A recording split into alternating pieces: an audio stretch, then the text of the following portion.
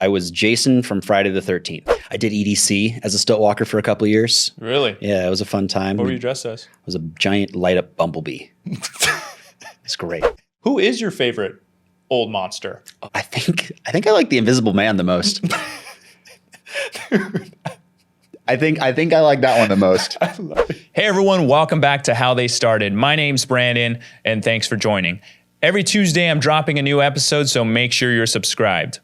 Today's guest has spent over a decade performing at Universal Studios Hollywood, performing stunts and on stilts as characters such as Optimus Prime and Megatron to stilt-walking creatures at Halloween Horror Nights. And he's currently performing in WaterWorld. Here's a couple of characters he's played. Enjoy this episode with Joey Wilson, aka Scarecrow Joe.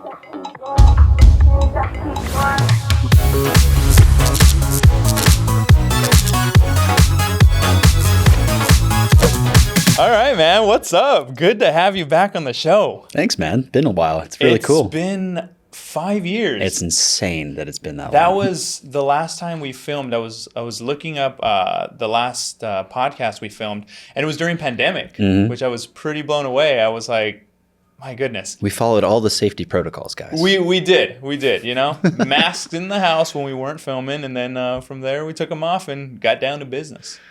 What a time. What a time. How you been though, man? What have you been up to now? I've been good. Working as much as I can, you know, a little bit of traveling, not anywhere near as much traveling as you stud. You've been killing it. But yeah, just work and travel and trying to keep moving forward, man. You know, navigating this post-pandemic life everybody's got now. Like now that we're out of it, we're done, we're past, we're back to normality. Well, whatever normal is now. Yeah, just trying to keep going forward, having fun. I've been seeing you posting a bunch of different projects. I see you wearing Wolfman. I do want to talk about that as well because you did a project with Pinup Palmer. Yeah, Sarah. It was a great time. So I want to know about that too. But let's take it all back. We're going to kind of touch on some things that we did last time because this is a whole new show, How They Started, you know? Bada bing. Between three succulents. So let's take it back. Let's take it way back. What brought you into doing stunts and being a performer? Growing up, was that something you always wanted to do, something that kind of caught your attention? I was always an active kid, so I was always doing physical stuff and playing and like, you know, every other kid is, but acting was what I'd wanted to do. And then for some reason, I got in my head, I was like, acting will be too hard. I won't be able to make that happen, so I should learn the behind the scenes skills of it, and I should go into video production, and I should be a camera operator, an audio engineer, and a TD, and a lighting guy, and all that other stuff. And then I learned a lot of that stuff behind the scenes, and I was working over in Pasadena in the City of Commerce for their school district for one of my best friend's parents, and they taught us basically everything I know about behind the scenes stuff. And then I realized I didn't want to do that. Even though it was fun, it was just like, it's such a thankless job. Like the unsung heroes of every production are the people behind the camera. You're not seen, you're not getting all the validation. You show up in the credits, which is fantastic, but like the amount of work that they have to put in to make things look and sound and like visually just be great is astounding. So it wasn't the thanks I wanted to get. I wanted to be in front of the camera still. And then, I don't know, I just kept playing around and I found out that some places will hire me to do physical stuff, like, you know, to be a Halloween haunt performer or to jump around and teach kids how to do flips and stuff and learn how to do it myself. So it just became an avenue where I went, okay, stunts is where it is, because you can still act when you're doing stunts, but you can also, you know, be physical and play, and it's always a new job. It's always something different. So being behind the camera, though, that you learn, there's a lot of work that goes into it, but you don't really get nearly as much praise as you definitely should for all the work. But then acting, you could have still done acting. What kind of drew you away from acting and being like, you know what, more physical stuff? Right. Well, so it was with the acting thing. Is like acting was hard, and then I went, I'm going to get behind the scenes so that I can be on the sets and I can be around there to know when things are going to pop up. So I glassed over that. That was the avenue of being on the set and around all of the stuff that would have happened so I could get my chance in there, or your foot in the door. It's like when everybody does background work, they're like, oh, I'm going to be there, and maybe they'll see me and go, that's the one we need, that guy. Yeah, of course. Everybody's dream. And but. I hear I hear stories of people in the background, like, or on set, and saying that, I guess the camera person, or I mean, whoever's the director, will tell the background people not to be over dramatic or anything, because I'm sure there are those people who are like, if I make a scene here, do this, maybe they'll notice. And exactly. Yeah. It's a subtle art of blending in, but standing out. And that's the whole thing background people are trying to do. They're always trying to be like, maybe they'll find me, but they also need to just be nobodies that don't exist. Like, you're just filler. Yeah. And it's honest work. There's nothing wrong with it. It's just, you get the people that take it a little too far. Yeah.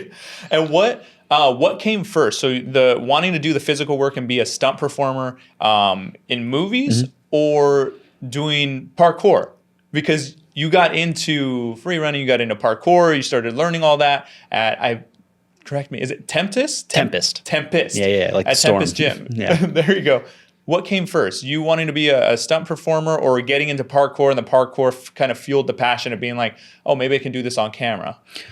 So Tempest Freerunning Academy opened up in the Valley, and I lived a block and a half north of it in the same area. And when that facility, the whole big complex, was being built, I would, as a kid, break in there with my friends, and we'd go climb around it and do dumb stuff in that area. And then eventually it got built into Tempest Freerunning, along with a bunch of other things. But it was cool that it was like the place I was doing free running and parkour, and became a free running and parkour place. It was kind of like this is meant to be type thing. I don't know. It was cool. The desire to do and play and still like be physical and perform was always there, but I don't know if I knew that it was a avenue I could pursue until Tempest really kind of came up, and I was like, I'm going to focus on this. I'm going to put time and effort into this. There's an avenue, because all the people that own Tempest are stuntmen and women. Mm-hmm. They're all amazing stunt performers, amazing free runners and athletes, and they started Tempest Freerunning Academy, which is now arguably one of the biggest free running companies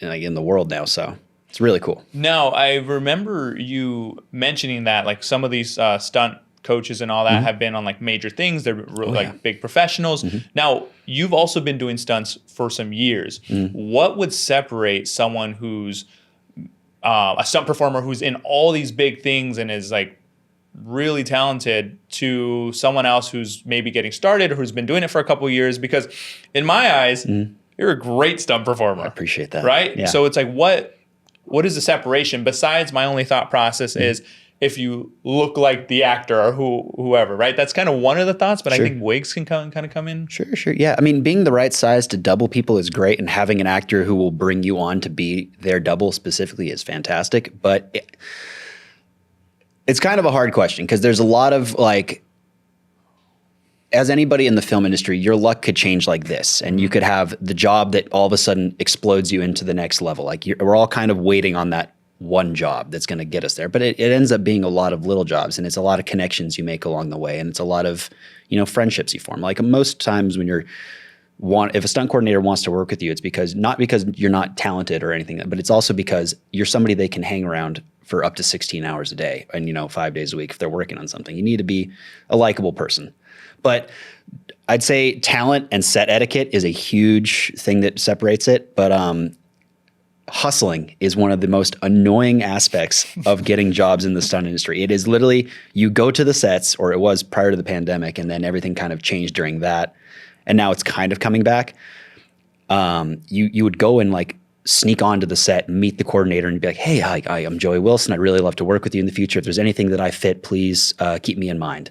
And you'd give them your resume and stuff, and then you'd get out of there and not be in their way and not be annoying to them. And it's I've gotten to hustle a couple sets and met really cool stunt coordinators from it, and it's a nerve-wracking process, because you don't want to be there when they're doing something important. You want to try and find a way to time it when they're like about to go on lunch, or they're on a break or something like that, and it's awful. It's the worst experience ever. But it's so rewarding, because that's how you meet them, and that's how you stay in their mind, Yeah, no, and I mean, to your point, you're totally right. In the industry in general, whether you're pursuing to be an actor or whatnot, it seems to be the same story across the board. It's not only the relationship building, but the hustling, you could be the perfect fit, but they're like, we're going to go with this person instead. There's so many unknown factors in that. Yeah. And I'd say honestly, like for the professional stunt performers out there, I really want to like not be like, oh, it's all luck. It's just that one job. Because no, these people have absolute dedication. They put their entire life into training. They put their entire life into putting themselves out there, filming stuff, creating media, making sure that they're seen, making sure they're constantly in the public eye, and like making sure that they are the best at what they do. I've known so many people who've literally lived in their cars outside of stunt gyms to be like, I'm going to work here. I'm going to be here. I'm going to be a part of this. And they've spent nights of their cars living to be there and like working and volunteering their time. Like it becomes a lifestyle. They put so much effort into it. Oh, I bet. Yeah. Now, Tempest Gym. You said last time I had you on 5 years ago, you mentioned you were also a coach there. Yep. Are you still a coach there? I will go in and help occasionally when there is a need for somebody to come and step in. I don't actively coach there at the moment, but I'm still great friends with all of them, and I still have my coach jersey, and I'll still jump in if the chance is needed. If there's if I have a day off or something, I can come and help. That's awesome. Yeah, it's fun. I will say also with parkour, with we're going to talk about it too, but with WaterWorld, you being on the set of WaterWorld, working that, and being a stunt performer in general, how does your body handle all that? I gotta know. I really, really gotta know. Motion is lotion, man. It's if you keep moving, that's what really helps. It's like everybody goes like, "Oh my God, you hurt so much. You must be hurting yourself all the time." It's like, yeah, you get injuries, but you like it. The best part about the parkour background is that it teaches you how to do stupid things intelligently. I love it. And it's like kind of my motto I've lived by is like, just, if you're going to do stupid things, make sure you have a backup, make sure you have a way out, make sure there's something, you're doing it as intelligently as you can. And, it's objectively stupid to do flips off of a building. But if you know how to do it and you have a backup plan and you're intelligent about it, it's not so dangerous. So it's the same thing with all aspects of stunts. It's like there is a level of danger. There will always be. But at the same time, I have a level of danger every time I get in my car and somebody else could hit me or I walk across the street. You never know. So I'd rather have something that I enjoy doing take me out than any random happenstance thing. And in all honesty, most of the time that I get seriously injured, it's from something that's never stunt related. It's me doing something dumb that just didn't pan out.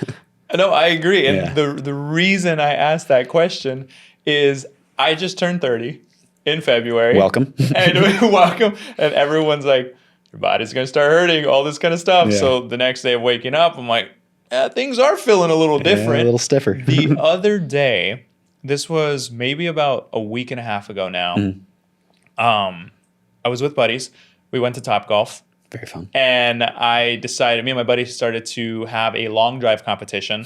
And so, of course, our girls were there. So we had to see who's hitting that ball over the net. Sure. He swung first, hit a pretty good distance. I swung. I beat that distance. I could have just ended it there. Yeah. We had 3 minutes left on the bay.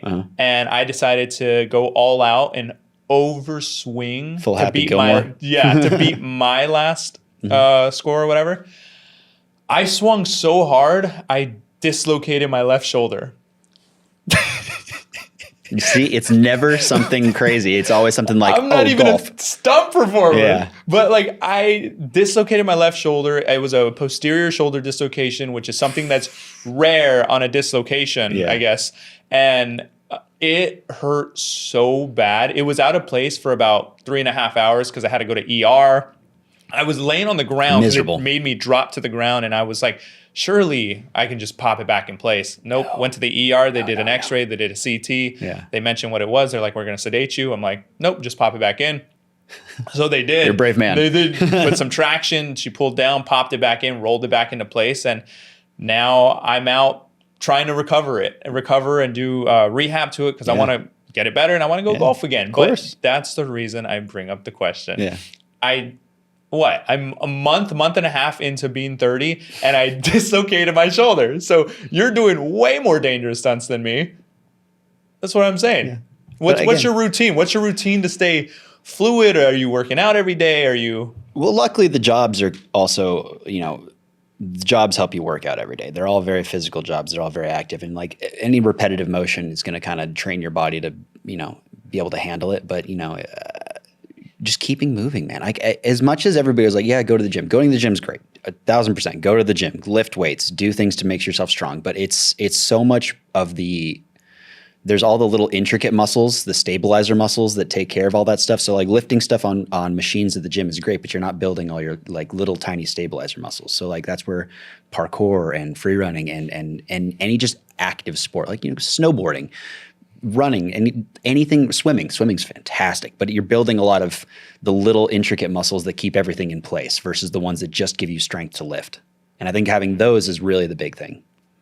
Yeah, no, I would agree with that. Mm-hmm. So that's what I'm learning. Yeah. So keep doing it. Just keep moving. Honestly, go to Tempest. Go do a couple that you're going to hurt yourself a couple times, but I would probably pop this thing back out. Yeah. You definitely need to do some shoulder stabilization muscles in there. It sucks so bad, but is brave of you to pop it in on unsedated? Yeah. Oof. I just, they were like, you sure it's going to hurt? And I was like, just do it. It'll been out of place for 3.5 hours. I'm like, please. Yeah. But at that point, it can't be worse. I know. But okay, so that's with the parkour, that's with being a stunt performer. Now let's kind of pivot into stilts, because that was a lot of your career. And when I was kind of rewatching the videos, I didn't realize you had mentioned in the video that you had been doing stilts for 10 years prior to getting hired at Universal Studios for Halloween Horror Nights, and then doing stilts for another, I want to say 11 years, 11 or 12 years, right? So what took you into stilts? So funny enough, stilts predated all of this, because before any of like the Hollywood or Dreams or actor, stuntman, any of that stuff, I loved Halloween. I love Halloween. Yeah. It's great. I absolutely love getting dressed up in costumes. I love scaring people, and I love that aspect of it. So I was 8 years old, and I wanted a cool Halloween costume. And so for some reason, I landed on being the Whomping Willow from Harry Potter. And I don't know why. And it was, if you looked at my costume, you would never have in a million years have guessed I was the Whomping Willow from Harry Potter. What we did was we built a 1 foot pair of stilts that were just 1 foot tall. And it was just a 2x2 piece of wood with a shelving bracket into it.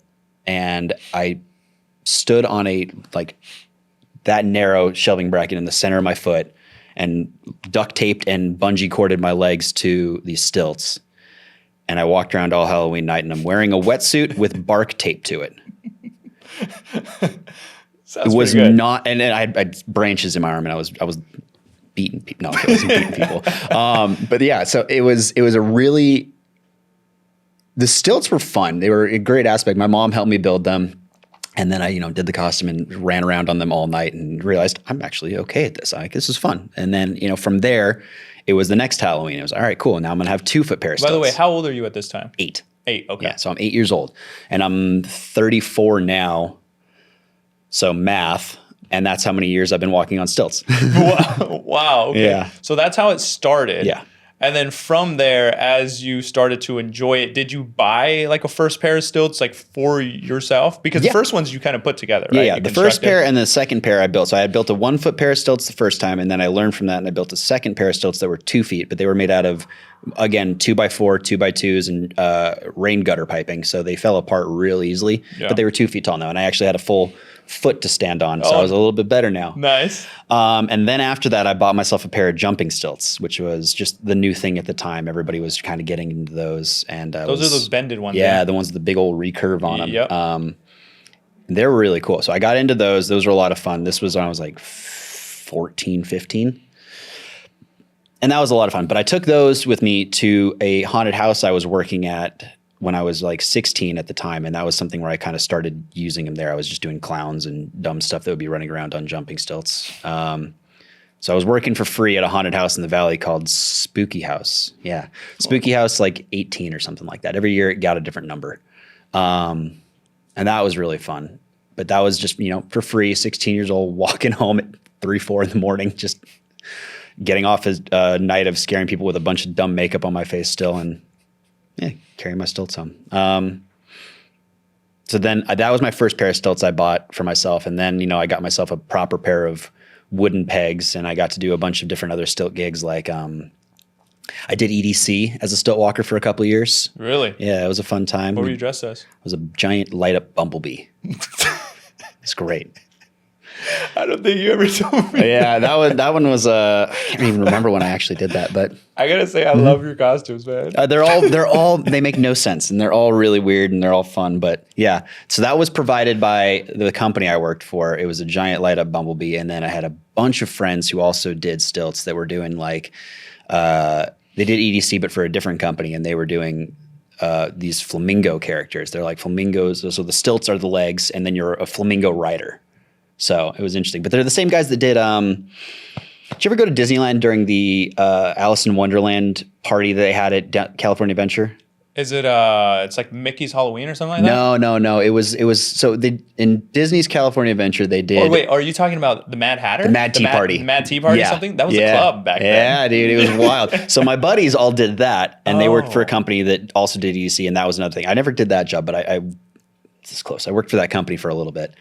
It would have been fun. But yeah, so again, that's another. So those stilts specifically are the ones that I picked up and got for myself afterwards. And those stilts were what kind? They're wooden peg stilts, and they were 3 feet stilts. tall. So I went from my 1 foot peg stilts to my 2 foot peg stilts to my then 3 foot peg stilts, and then I had my jumping stilts. But those are beautiful. I still have those to this day. Like I'll walk on those whenever I get a gig. I'm going to be doing another gig here at Monsterpalooza for Pat McGee, where I'm going to do a stilt pumpkin thing that he's creating. I don't know yet, but when's Monsterpalooza come around? End of next month, so May 29th. We'll have to check that out. Yeah, it's a great time. There's Monsterpalooza and Summer Scream, and I've always wanted to check out. And Come each time through. it comes around, I'm like, I'm busy or whatever, and I'm like, oh, I want to stop by. So I think this will be the year. So I'm going to check that out. Well, me and Sarah will be doing a costume together where she's going to be some kind of entity, witch, something or other, and I'm basically like the dog on a leash. So,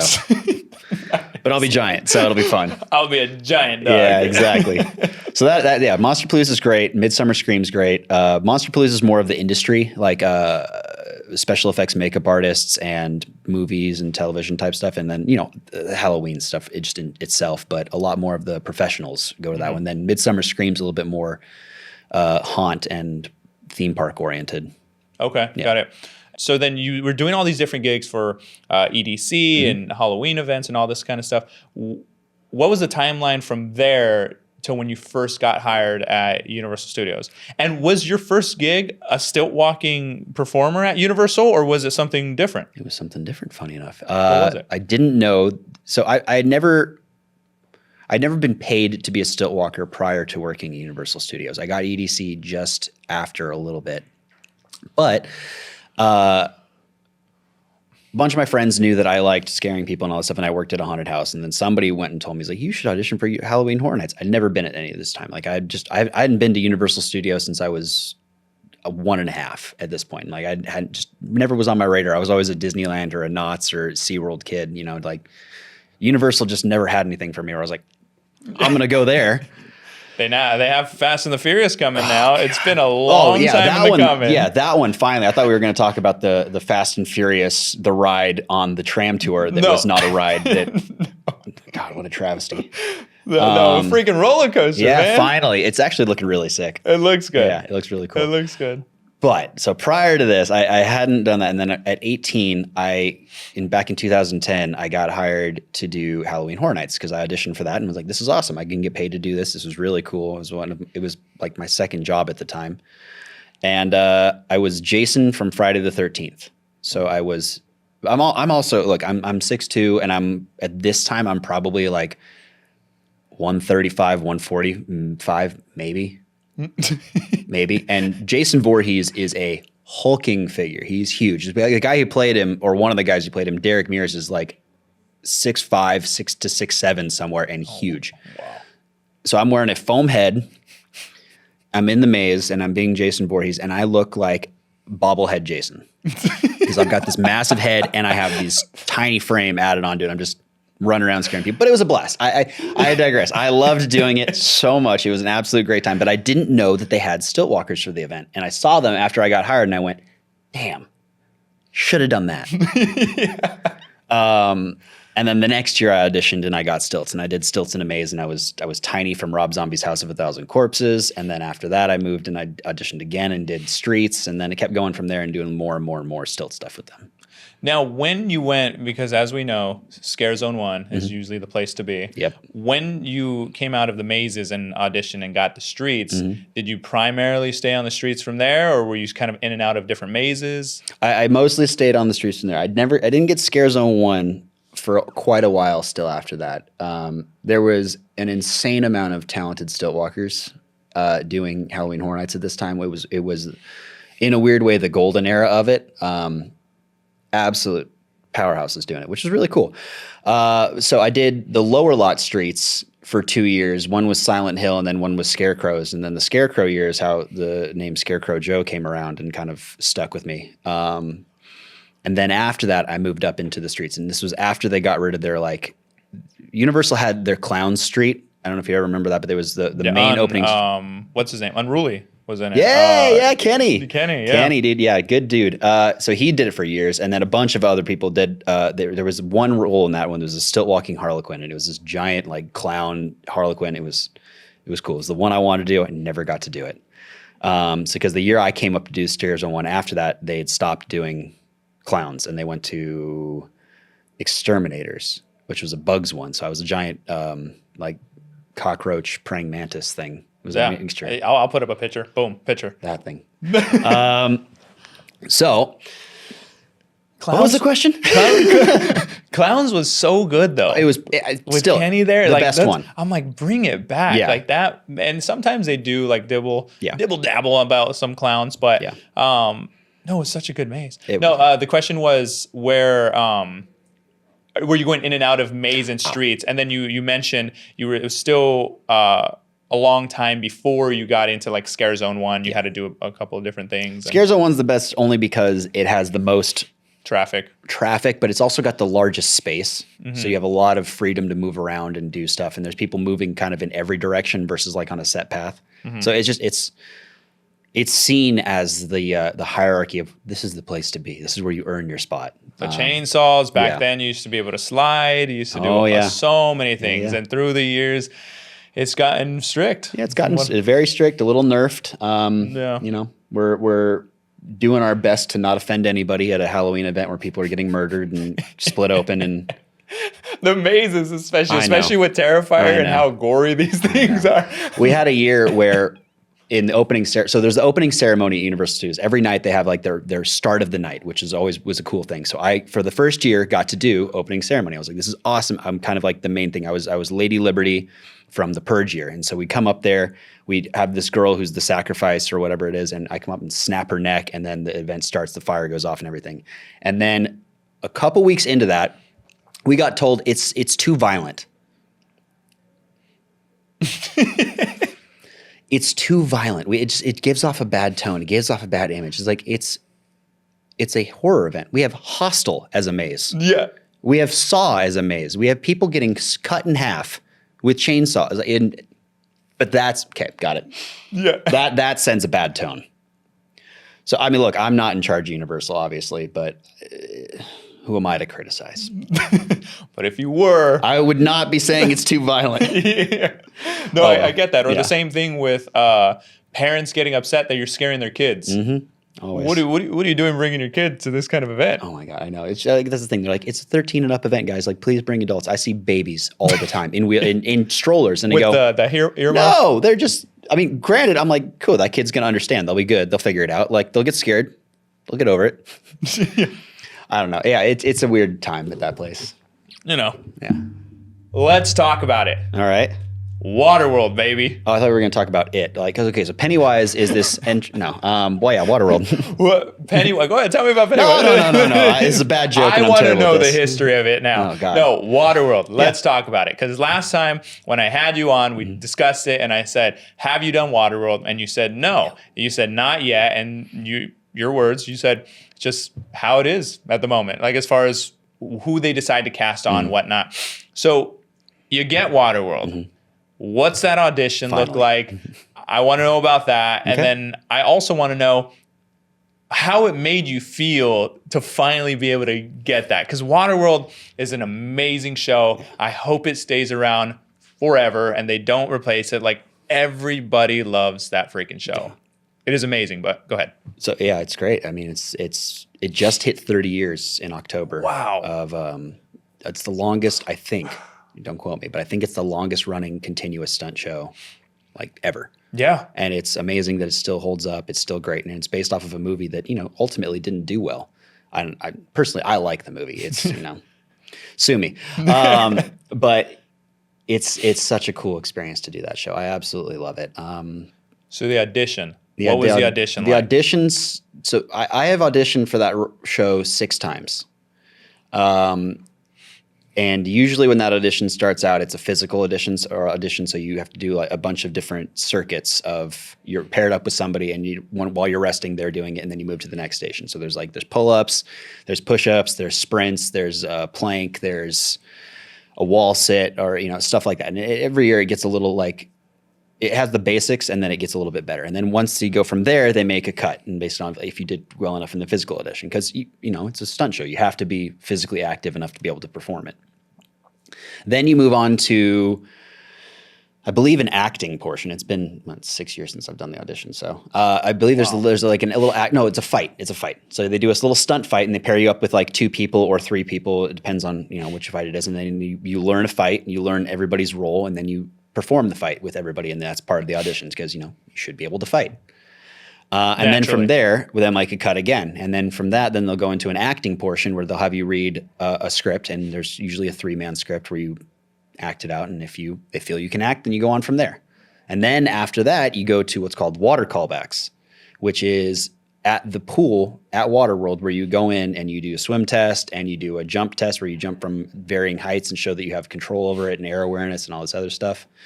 And then you audition for the other specific parts of your role. Like if you're going for the jet skier, you show off like you're jet skiing on the sit down, or if you're going for the mariner, you show off that you can stand up jet ski, which is ridiculously hard. Yeah. And then if you're going for water skier, you show that you can water ski. And then from there, you wait for a call. Wow. Yeah, so it's a lot of different steps for it. So then in the 6 times I auditioned for it prior to the time I got it, I never got to go to water callbacks. I got cut always before the audition for the water callback part of the audition, and which sucked. But now, do you feel like why you were getting cut? Oh, 1,000% I know why I was getting cut. What was it? There was a manager that didn't like me, and that's fine. It's his job to be in charge of that and to manage who he thinks are the right people to be there. He didn't think I was one of them. And I guess I got to prove him wrong, so that made me happy. Oh, wow. Yeah. I thought maybe he had left. And so after, he no longer works for the company. And the first audition I go to after him not working at the company, I managed to go to water callbacks. Maybe I got better since the 6 years or the 6 times of auditioning for it. Maybe I learned how to do it correctly. Maybe that's what it was. Maybe it wasn't him and I'm just being bitter. But if I was a betting man, I would say that he left and I finally got to go to water callbacks. And then when I got to do the water callback, I did well enough to get it, and I eventually got the job. And then you started a month-long process of rehearsing the show because you don't officially have WaterWorld until you've cleared. Like you may have been invited to rehearse, but you're not WaterWorld yet. Yeah. I love that. That's the official, huh? Yeah, you're not WaterWorld. You're performing for it, but you're not WaterWorld yet. Yeah, you're not on stage. Yeah. Yeah, because it's you haven't done a show in front of an audience yet, and that's what is your clearance of now you've gotten it. You have your clearance show to be in WaterWorld. So, what was that feeling like? Oh, it was fantastic. The first time out there in front of the audience. How did that feel? What role were you playing actually? So I got a water skier when I started. Is that when you're landing the ski out of the jump? So there's the initial part of the show where the seaplane comes in, shoots a bunch of bullets into the water, and then the wall explodes, and then the jet skier and water skier come out of the hole. Got it. Yeah, okay. So that's like relatively at the start of the show. So that role specifically, and then he comes back later in the show and he's driving the Deacon boat out and other stuff. But that's the role I initially got. So that you fly out on that hole on water skis, land, and ski around, and it is considered to be the hardest stunt in the show. The least appreciated, hardest stunt in the show because everybody goes, yeah, okay, cool. And they move on. And then they go, the plane comes over, this automatic machine that sends it over and does the same thing every time, hopefully. flies over, and that's the thing that blows everybody away because it's astounding. It's cool. Who's launching a plane nowadays? But it's not a human. Or the fire dive gets a lot of praise, which it should. It's crazy. Yeah. So yeah, I started doing the water skier. The character's name is Chuck. And it was insane. It was the coolest feeling to be like on that stage working with someone who's been doing the show since opening day in 95. Who? Greg Dolph is his name, and he's a deacon. My gosh, he is the best deacon. Absolute legend. Every time I've seen him, like, or there's different times I've gone, and of course he's probably done different projects. I would go, and I'm like, oh, is he the deacon? Oh, like, oh shoot, it's somebody else. But every time I see him, I'm like, this guy's like made for this role. Like this guy is awesome. Yeah, he's a benchmark, man. He kills it every time, and he's always on. He's never lost like the vigor of being out there or the show. Like he keeps it. Every show is a good show for people. It's so good. It's so good. When you're shooting out, now granted, I'm sure you had practice before the actual showing of shooting out, right? Mm-hmm. What's that feeling like? Because it's launching you, you're taking off, and then there's like probably a counterbalance of you kind of need to sit back in it, but you also need to be ready for the landing. And it's funny as a viewer, when I'm watching it, it's just like, is it going to land it? Is it not? Yeah. And then, but you're totally right. As soon as it happens, you're like, he either landed it, it's like, okay, awesome. And then you're on to the next, or he did it, and you're like, oh, bummer. Yeah. And the next, but it's so much chaos happening in that moment that it goes like, your brain just kind of goes on to the next, because the explosion happens, and then a giant boat with a Gatling gun on it comes through and blows everything up. And then a couple people die, and it's a lot. So it gets overshadowed by that. But that feeling of doing the launch is insane. It is the coolest feeling, though, when you get it. It took me 25 tries to land it the first time. Really? It is, which, like I've spent more time learning how to do flips, and I've had more than 25 tries doing that. So realistically, it's pretty good numbers. But it's still, it's nerve-wracking because the jet skier gets launched out, right? And you have a tow rope that you're holding on to, and you're in a tray that's getting sprayed down by water, and you're holding onto a cannonball getting launched. It's the same mechanism that launches fighter jets, or similar enough to. It's a hydraulic system in a cable that pulls and launches the jet ski out the thing. And we go from 0 to 23 miles an hour in I think it's like 24 feet. Oh wow! So it's really fast. It's really crazy, and the whole thing exists within a 2-second span. From like launch to landing is 2 seconds. Wow. Yeah. So it's very fast, and you're 12 feet up in the air relatively coming out for this thing. So you go up a launch, down, land in water, and then have to then continue to ski out. It's it's a lot more technically complicated than you would think looking at it. You see that and you're like, I could do that. And then you get there and go, yeah. It's amazing how much your heart starts racing that first time when that starts counting down and it's going like, all right, here you go. You're going, go. First time you were launched out of it, how did that feel? It pinged out of my hand. Yep. My feet stayed right there where I was, and the rope went gone. Yeah. It was wild, man. It's so fast and so much force, and it's. Wait, so then was that during a practice run? Yeah. Or was that okay? Yeah. This was in the month-long rehearsal process of us getting it. So you basically, and that's part of it too. It's like you have a month to rehearse this show. And in that time, you have to get the show. Like if you don't get it, then they'll have to be like, all right, cool. Well, maybe next time come back and see if you can get it next time, something like that. Or, you have to be able to get all the show down. So you have to learn the launch within that period. And there's nowhere else in the world to learn this. Like you can go to a water ski park or a cable park or something and get pulled like that, but it's not the same thing. Yeah. So now, has there ever been in the history of the show, I doubt it, but now you're always trying to land it as the skier. Has there ever been a time that the jet ski didn't land? Or maybe toppled a bit? The jet skis have gone out every time that it's going to go out. If the water skier goes out, that means the jet ski went out. But there are times that the jet ski will die when it lands, so it won't like run. And so I'm still moving and I'm hanging onto the rope, and all of a sudden, if I don't pay attention, I get clotheslined out the back and go. No. So that sucks. The jet skis, can tip over. The jet skier has his own job, but he has to make sure he lands properly. He's got to get out the hole, push the back end down, land in a way like that so it doesn't kick up a bunch of wake for us to get blown out by. Like they have a hard job too as it is, but yeah, things happen. It's a stunt show. Now, when I interviewed Sarah Yeah. years ago, she mentioned, because she was in the show. Yeah, she was. She had mentioned that I guess one of the kind of initiation things is everybody has to jump from the top ledge. Yeah. Is that a thing? So Sarah worked for a company called WSSI, which is the company prior to the one that I work for now. And it probably was a thing for them. I would, if she said it was, I guarantee you that it was. I know a couple people who used to work for that company, and it was great. But it's cool, you know. I think it's a bonding thing. Everybody jump off the 45 and do it. That's where the fire diver comes off from, and he does a branny into, but just like a pencil dive. But Sarah's also got a diving background. Really? Yeah. She was a competitive diver. Oh, wow.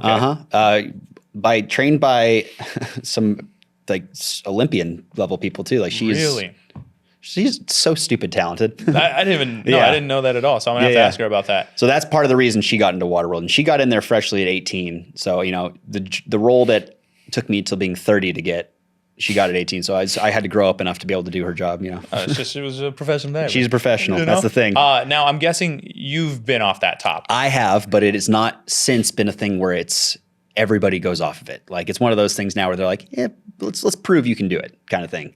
Now you did it for a part in it, or did you just kind of want to check it out and?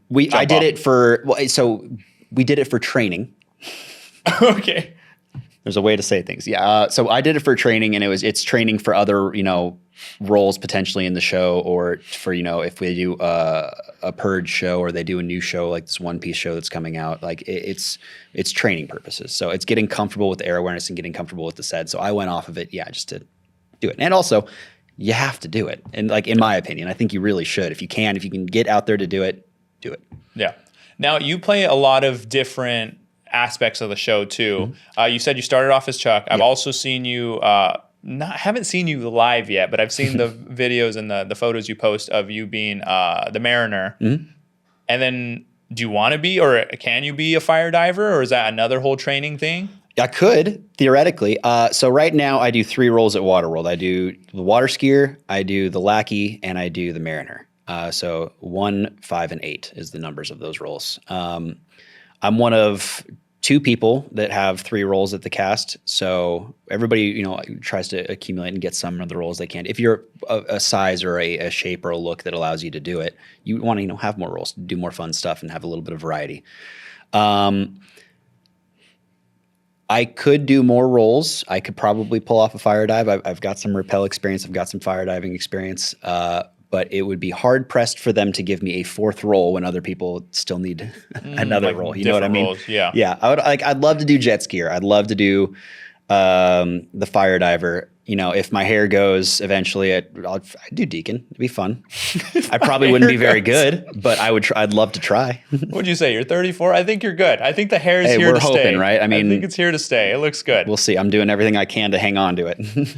Now, I got to ask, favorite line from the show? Favorite line or 2 lines? I'll start. Okay. Mine is, "It's pure dirt." First, when Helen's giving him the dirt. Yeah. And then the other one, which I forget the whole line, but it's when the deacon is going, he says it's a big pile of sheet metal. Yeah. And I want to learn it so bad, but he's like, "We're going to tax it, drill it, pave it," this and this, like that whole line. Yeah. What's yours? I should know that. We're going to fill it, drill it. Yeah. Tax it. We're going to fill it, drill it. I should know this.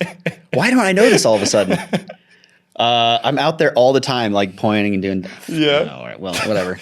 Guess I'm not going to be a deacon. That's the first thing you got to know. Yeah. I know, right? You got to know the lines. It's been 5 years. It's been 5 years, and I haven't memorized it. It's been 5 years, and we need to fill it, drill it, tax it, tithe it, pull it, twist it, turn it. Tax it and tithe it. Fill it, drill it, tax it, and build an 18-hole course monument to my beloved self. Yeah. There you go. I was wrong.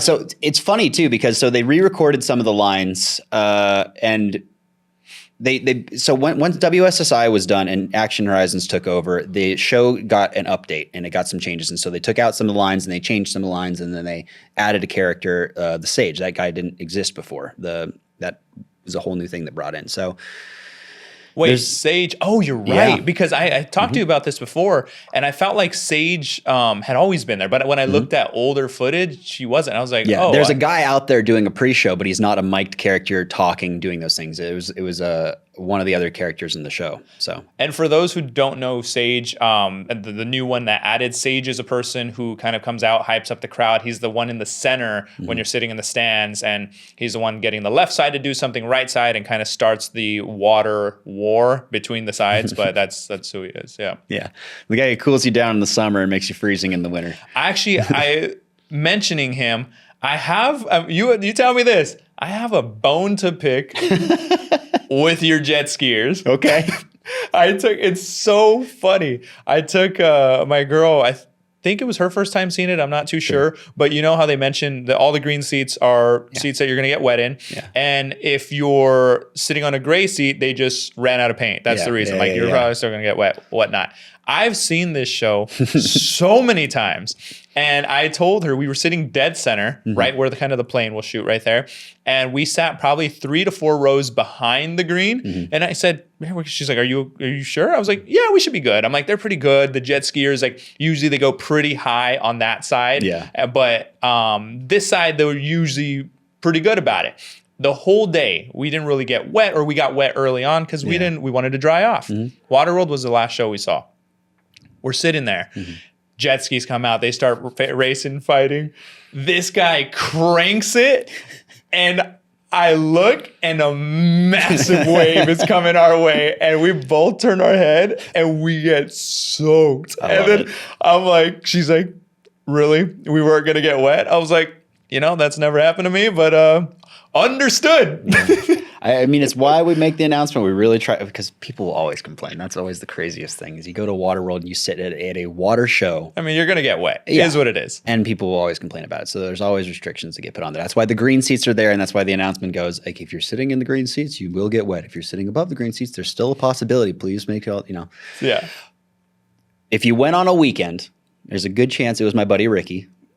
And he is a menace. He is an absolute menace. He is one of the most talented jet skiers I know, and man, is he good at just dialing in that nozzle. So if it's a hot day, we try to just cool everybody off. Yeah, try to spread the love. And I mean, we laugh about it till this day. And granted, it is what it is. We just walk back to the car like, but it's so funny. I went to see it again one time, and I sat in the center still, but off to the right, and sure enough, I look over, and that same spot got soaked. Drenched. And I'm just like, this is what it is. It's the nature of the show. But I thought that was hilarious. Yeah. So I'll give you his number so you can get a bone to pick with him. I appreciate it. I'll be like, I appreciate it. Cooling me down. He's coming for you, Ricky. Yeah. But so favorite line. Did you mention the favorite line already? I didn't. I was getting there, and then all of our wonderful conversations getting sidetracked.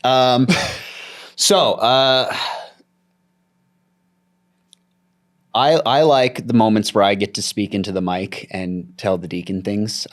There's a line that made it into the show because of me, which made me very happy. So that might be my favorite one. It's the moment when the Deacon looks up at the Lackey and Helen fighting, and they have a moment where they're going, and the bucket fight happens, and the Deacon before normally would go, "Who trained that guy?" And I'd go, "You did, boss." Which, it's fine. I just never really cared for the line. It's fine. It is what it is. But the Deacon Greg was doing a thing where he would go, it's hard to watch. Who trained that guy? And one of the days, for some reason, my brain decided to just mess with me, and he goes, that was hard to watch. Well, yeah, you have one eye. And so that became a thing now instead of it. So it threw him off, which is great. If I could throw the guy who's been doing the show for 30 years off and have him go, it made me happy. So then it became accepted as it's not like it's an accepted alternate line now in the show, which is very cool that became a thing, because usually you got to stick to the script. There's an approved script that's the IP that goes, this is what you can say, and that eventually became one of the things that you can say. So that's probably my favorite line. Every now and then you say you guys will also kind of like just have fun with it, improv, throw different things. No, right? We don't. Management. Yeah. Reading by the script. We go. No. So, I mean, with any live show, there's always things that happen that you can't you can't ignore, like you gotta improv a little bit. You gotta yes and you have to keep, and I think it keeps the show alive. And we do a good job of reining it in and making sure we don't go too crazy off the script all the time. And if the thing that we do say, it still fits the vibe of the moment that is supposed to be happening in the show. But yeah, there's moments where things go a little off script and it's a little just, we're playing around. And I think that really the audience gets to see the cast truly just like enjoying themselves. And I think that energy carries out into the audience, and the audience enjoys the show more when you can see the cast is just living in the moment, Absolutely. Now, how many shows are you guys doing a day? Like if you're there and you're working, how many shows are you doing? Typically speaking, on a normal day, we would do 4 shows. But our shows are based off of attendance at the park and like the hours of the park. So if we have a certain amount of people, sometimes we'll only do 2 shows a day. And then if there's a little bit more, we'll do 3. The most we're doing right now is 6. We need more people to go to the park and more people to say how much they love WaterWorld, and we'll get back. Because before they were doing like 15 shows a day. Oh, and they had 3 different teams come in. Wow. Yeah, so you would do 5 shows each team, and then, or, a variance of that, because there would be 15, then there'd be 12. And then, the theme park politics happen and economics happen. And now we're doing less shows than we were in the previous times. Because before, it's an expensive show to run. And that's the thing that's with live shows. And I think it's part of the reason they've all died off is because there's no merch, there's no ticket sales, there's no tangible economic quality to them. Like there is guest satisfaction and guests who want to keep coming back and seeing the show and enjoying it, but that doesn't on paper qualify as something. When someone buys a churro, they go, I spent $100 on this churro because they're expensive. But like, so the Harry Potter wands, $60 a wand, 65, whatever it is. You see it on paper that somebody bought something. Churros, you see that somebody bought something. Merch, you see that somebody bought something. But shows don't have that quantifiable thing to it. Have they ever thought about that? I feel like people would buy merch of WaterWorld. I think there is something to do with the IP, and even though it's a universal property, I think there's something to do with who owns the movie, the script, the IP behind it, or whatever that they can't. No. Because it's not, there's a WaterWorld in almost every single Universal Studios except for Florida. Yeah, except for Florida right now, because London doesn't exist yet. They're building Universal Studios in London, by the way. Really? Which would be, yeah, it'd be very cool. Oh, so WaterWorld? No, maybe not. Oh, okay. Well, there is no definite answer of yet. On the treatments they have for it, there looks like there is going to be a stunt show of some kind in a stadium with water. It would be interesting if they decided to do a different water stunt show when all the other Universals have one. There's supposedly rumors going around that there's going to be one in Florida too. So it would be weird if they didn't put it. But, I'm not in charge of creative, so. Yeah. Now, when you are doing your falls, because there's a scene where, from one of your characters, where you get shot and you fall down, like you drop to your knees and you fall off that. What's going through your head? Of course, you're performing, but like still doing a fall, you still got to be calculated. You still got to be. Yeah. How do you prepare for that? Well, I mean, a lot of what I'm thinking at that time is, all right, what am I going to eat for lunch? Is this? Oh man, what did I bring today? Is it fish today? I don't want fish. No, that just comes. It's the repetition. Like once you do it so many times, you kind of go like you can doze out a little bit. Like your muscle awareness and your brain, muscle memory kicks in real fast, and you go, okay. Like I've done quite a few back offs from that moment where I've done something completely different and wrong, and your body goes, "What are you doing?" But then it figures it out in the air, which is great. But that comes with a lot of times of hitting the water and going, "Ow."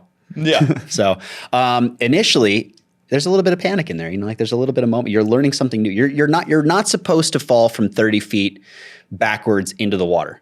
Everything in your brain originally tells you don't do this. So you have to then, and that's the whole thing of learning parkour, freerunning, stunts, any trick you do, any sport really where you're doing it in an extreme sport. Your brain is going to be telling you don't do this. And that's kind of where the adrenaline and the fun comes in, where it goes, you did it. You overcame, you learned, you built something. And in the adrenaline rush from that, the endorphins rush is it's an addictive thing. I think it's become something great. And then that's why people are always pushing it to go farther and farther and farther, because then they become numb to doing that thing. And they're like, I need to go do higher. I need to do more. I need to do this.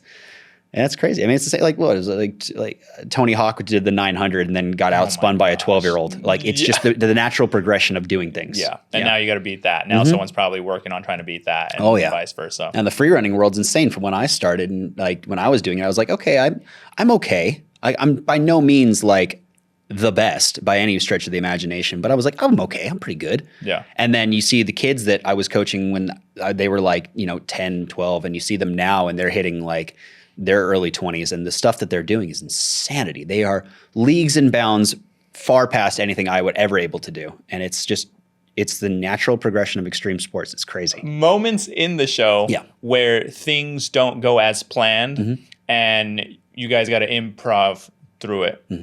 What are some of those moments?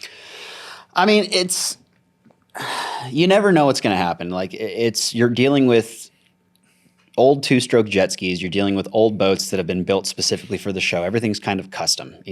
Sometimes pyro won't go off, or pyro will go off, and it's about keeping your head on a swivel and keeping safe and keeping it you're aware in your periphery of everything that's going on and watching. Like sometimes somebody's jet ski will die in a pattern, and there's an alternate sequence where we have to then. So for instance, on the sub launch where the Mariner comes up for the first time and he comes popping up out of the water on the jet ski and rides out and goes on the thing.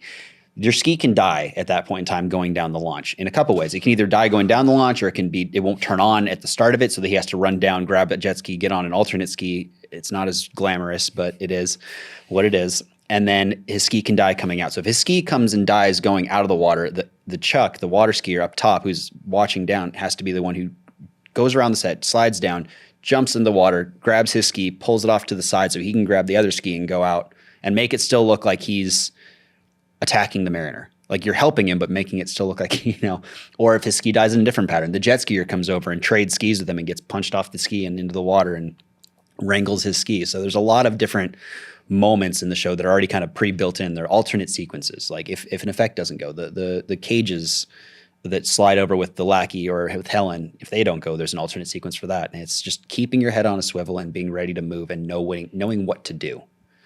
And that's where training and repetition comes in. I love it. Yeah, it's fun. It's great because it really spices up the show when something goes wrong. You get out of the routine and your adrenaline kicks up and you're like, so let's go. It's time to do something. Yeah. Yeah. Something different, something off script. Anything you would want to add to the show if you could? I want the water skier to have a fire burn. The water skier. Yeah. So my character, the one that jumps out. As we come through the hole and we jump out of that spot and we land on the water, I want to be on fire. As soon as you're out of that hole, you want to be on fire already? So in my defense, there's an explosion that happens and there's fire there, right? And so like when they're attacking the atoll in the movie, there's a lot of things happening. People are on fire. People are on jet skis and water skis and stuff. I think it'd be really cool if the water skier was on fire when he came out, because it wouldn't. It's dangerous, but it's a stunt show. It's just technically difficult because we'd have to find a way to light the performer right as they're going out so that they're not sitting there burning with the fuel on them for too long. But the best part about it is logistically, when you're out on the water, you're safe. You're constantly moving forward. You're putting the flames behind you. And then when you hit the water and you go in, you're going in the water. You put it out. Like once you do the stunt and you're out on the water, it's great. It'd be so safe. It'd be great to do. It'd be really cool. That's what I want. That would be gnarly. It'd be so gnarly, but it would be so cool. Like it's already taking the hardest stunt in the show and adding an element that makes it exponentially more difficult. I mean, yeah, that coming out, people would be wowed, and I think it'd be cool. I don't know what, but it also might take away from the coolness of the fire burn up top, which I understand there's a balance to the show. So like, you can't blow your load in the first 10 seconds. Yeah. So you've been doing this show for now, what, 5 years or 6 years? 5 years. I'm about to hit 5 because I started in 2021 and I got officially on the cast in July. So come July, I'll be 5 years. So 5 years. So stepping back a little, when's the last time you've been on a stilt? The last time I did a stilt role that I was being paid for was it was a TV show actually. So I did a role on Westworld. Oh wow! Okay. And that was a character I got to do a stilt role. I think that was the last time I was actually paid to be on stilts. That's insane. That's also 2021. So that was in 2021. Yeah. Wow. Okay. So I did see a picture which I showed you. It's on your Instagram, but you're in this green suit on the stilts you were mentioning. What kind of creature? What kind of character were you? What was the show? All that. So Westworld is this show about, funny enough, a theme park. But you basically go into a world that is populated by these drones, which are robots that are built to then you can live out in the first season, it's like you can live out your Wild West experience, you can, and there's a whole other like deeper show happening, but a lot of characters that are drones. So the base model without anything on it is the drone, which is the white, full suited blind character. It's in one of my pictures from the thing that we talked about. Yeah, I'll put it up. Yeah. So that's a drone host. And they are like the worker bees, essentially. They just go through. And eventually what happens is the drones, the robots, become sentient. And through whatever, I don't really remember the reason why, but it was a great show. It got canceled after 4 seasons. I started on the 4th season. I got to step in the shoes of doing somebody else's character. The drone host was a guy named Alex. And he is an insanely talented creature performer, and he originated that role. And then in the 4th season, I got to step in and be another one of them and help, and basically, kind of along with another guy named Marty, who is a very insanely talented person as well. Really cool creature, guys. But then they introduced this character called a drone host, and basically this was when the drones got sentience. God, this sounds like the biggest nerdiest story I'm telling ever. Oh my God. There's sentience. So when the drone hosts, yeah, so they gain sentience, right? And so as they're coming through this story and they're becoming the thing, they want to be their own thing, not something that is made by humans. And so this is the evolved drone host, which they want to become, right? So this was a character that a special effects house called Autonomous Effects built, and I got to help build with them by getting them the stilts that one of the relationships I built through doing stilts over the years from a guy named Jeff J. He does stilt works out in Las Vegas, and he built these articulated stilts called Jaywalkers, and we got those in for the show. He built some custom stilts. They're only about 1.5 feet tall. They were a weird, obscure number just to match the height, but that was a character that I got to originate in a TV show, and then they canceled the show right after it happened, and then they pulled it off of streaming services, so it was very short-lived. Wow. But that's television. Yeah. All that work into it, and they're like, nope. They're like, okay. What was the reasoning? Well, I mean, realistically, the show was kind of on a downhill. It was a good season. I actually really enjoyed it. But what they wrapped up all of like the stories at the end of that season. So it's like, where do you go from there if you've told all the stories? It was a natural time for the show to end, but it was just an abrupt way that they just were like, oh, we canceled it. They didn't even say like, oh, the show's over. They just were like, oh, we canceled. Yeah. So it was a weird, aggressive time. Now, you also do a lot of different creatures, which, I mean, one of the ones I showed as well, was it a fish alien? Was it an alien? One of the pictures I showed you, I forget what it was called. Do you remember in Hellboy, Doug Jones did a character called Abe Sapien? Oh, yes. So it's kind of like a variation of that. And like Doug Jones is the creature guy, right? He is like, he does everything. He's the one that everybody talks about and everybody knows, and he did everything. So he did Guillermo del Toro's Shape of Water, where he was the creature in that, which was another one that's very similar to the creature I did. And then he was Abe Sapien in Hellboy, which is actually, funny enough, the character that I saw as a kid and went, I want to do that. That's cool. So very, very heavily inspired by Doug Jones and wanting to do what he is. He's a legend. So that character was for a Bella Thorne music video called Ghosted. And it was a couple of friends of mine who are makeup artists asked if I would do it. And I got to be lucky enough to be one of the people who did it. It was Miranda Jory, Katakori, Lainey Chantal, all very talented people. Who put me in this suit, and I got to do a couple days for this music video, and it's one of my absolute favorite costumes I've ever done. It's so much fun. It was such a cool one, but man, was it intense. How long did it take you for them to do all that, for the makeup, the prosthetics? The first day we did a half body, so we did up here, and we did like feet because I was under a blanket, and it was just part of the shots. But then the second day we were on set for 26 hours. Wow. It was crazy. It was an insane shoot. It was non-union, so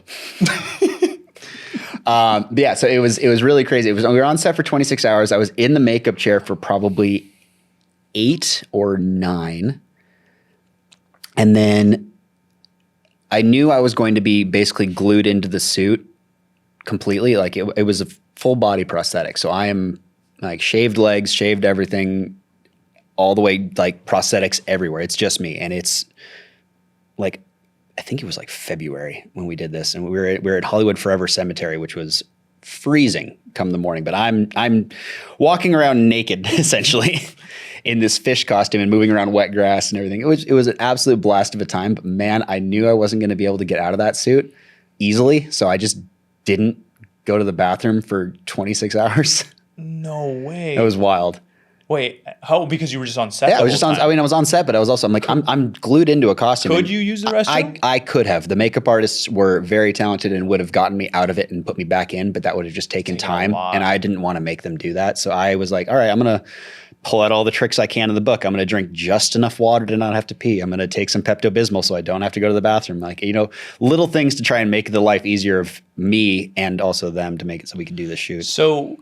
Jim Carrey once said when he was doing Grinchmas, I mean not Grinchmas, The Grinch, that he felt like he was being buried alive with all the prosthetics, and he needed to hire someone to teach him how to just remain calm and everything because he was in this. They were constantly doing it all the time for like the different film days and whatnot.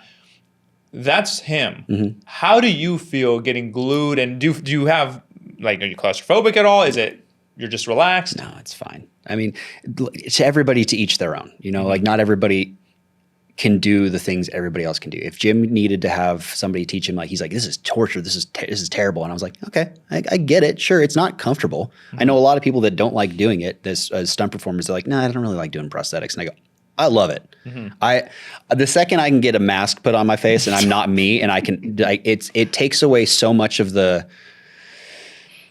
not embarrassment, but like it's not me anymore. I don't have to worry anymore. It's not. I'm not embarrassing myself or doing something that's like, I don't know. I get to separate. Which is great.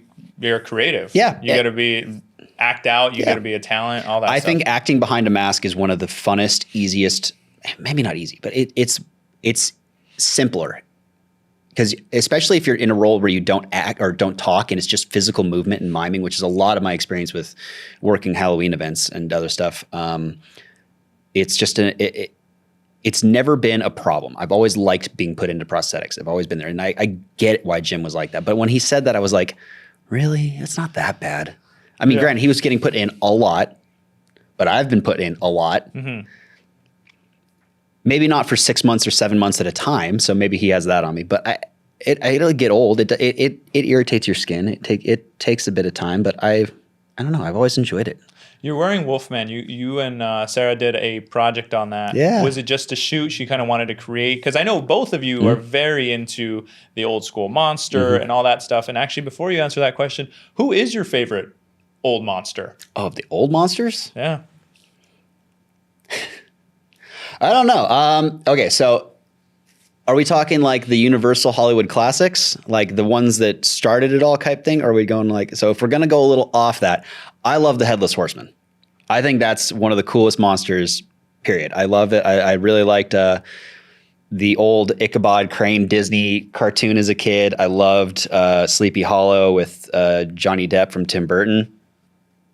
I think the Headless Horseman is one of the coolest ones. And especially when you see him in an event, like they'll have him at Knott's Berry Farm riding around on a horse. And I think it's so sick because he just pops in random places. You almost have to spot him. I think that legend is really cool too. I actually went to Sleepy Hollow in New York to go find it. I found Washington Irving's grave and everything. Really? Like it's crazy. And they lean in Sleepy Hollow. They're like all their street signs have the Headless Horseman on them, and it's cool.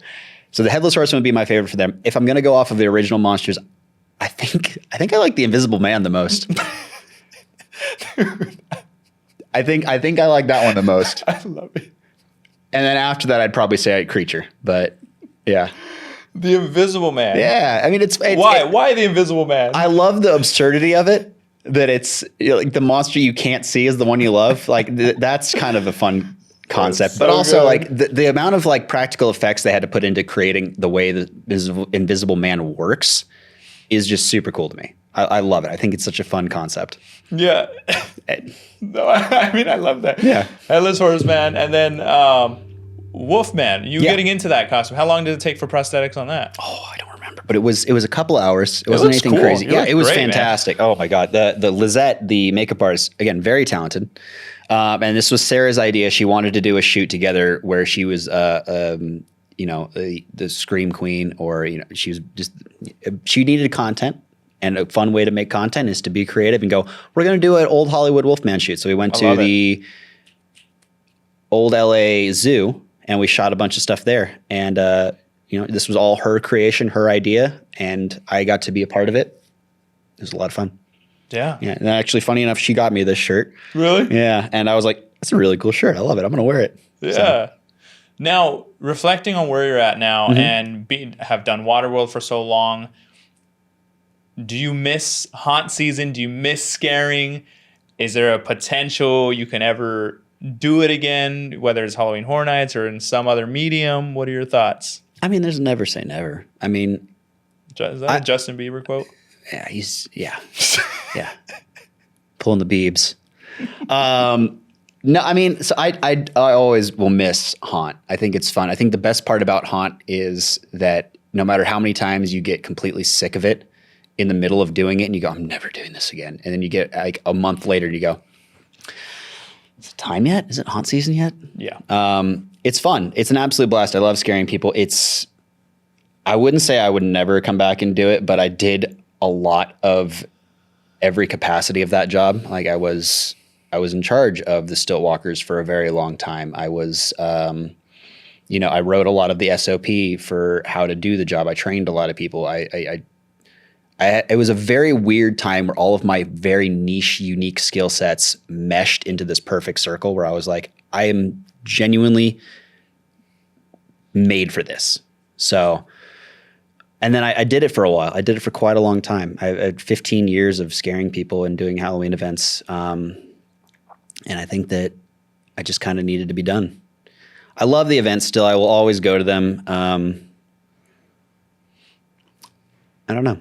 I think if I do something, I want it to be something new or to be something original. Like maybe eventually there'll be a way I can make my own type of haunt, but I think that's going to be a down the road type thing. I think right now it's focusing on, if I'm going to do monsters, I want to do them for television and film and performing, like maybe a live show performance or something like that. But you never know what the future brings. Maybe I'll get struck with a great idea and come up with something to do, but yeah. That's kind of where I'm at with that. Nice. Mm-hmm. Next projects. So you did mention you're doing Monsterpalooza. Mm-hmm. You said you're doing some kind of pumpkin thing. Are you going to be on stilts or just I'm be on stilts for that? Funny enough. So funny enough, Pat McGee. Again, you never know what things. Pat McGee is the guy who does all of the makeup and prosthetics for Universal Studios right now. He does Grinchmas. He does Halloween Horror Nights. He does Fan Fest. He does all their crazy stuff, and he's an insanely talented guy. And so me and Sarah are going to do a project on Saturday of Monsterpalooza for him, and it's a big stilt pumpkin character, and she is her own thing, and I will know more when I test the costume with him. The two people you normally work with a lot, so it seems Pat, and then the other one's Dan, right? Yeah, Dan Gilbert. And is he also the one who did, was it, you said Sleepy Hollow or something? Yeah, was that the name of the character? It was Hocus Pocus. Was the character, which is another Doug Jones character, funny enough. Yeah. So it's Billy Butcherson from Hocus Pocus, and he was the guy who put me in that. He's also a guy who's put me in quite a few other things for like Monsterpalooza, a couple Scarecrows, a couple. He's an insanely talented makeup artist. I've seen the work that he's done. And funny enough, he used to do WaterWorld. Oh, he was in the show. Mm-hmm. Yeah. Really? Yeah, another WaterWorld guy. He was Vernon, the character called Tiny, but it's called Vernon. Yeah. So he was the big guy. Big old beard, very intimidating, very scary dude. Big old sweetheart though. Yeah. Super nice guy, super talented. Love getting to work with him any chance I get. Yeah. He's primarily the guy I work. He's actually, funny enough, the guy who got me Westworld. So he, through his like recommendation and working with that shop, he works with that shop quite a bit. Like I said, this industry is all friends. It's who you know and it's if people want to be around you. So if you can have good friends that like being around you enough, that's how you work.